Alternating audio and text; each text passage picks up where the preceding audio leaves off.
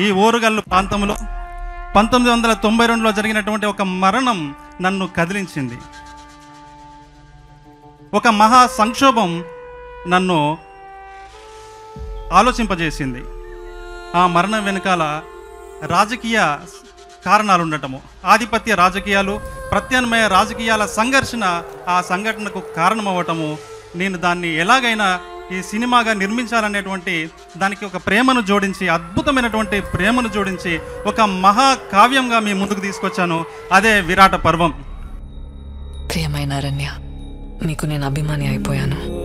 మీ కవిత్వం చదువుతుంటే నాలో ఏదో తెలియని భావోద్వేగం రగులుతుంది.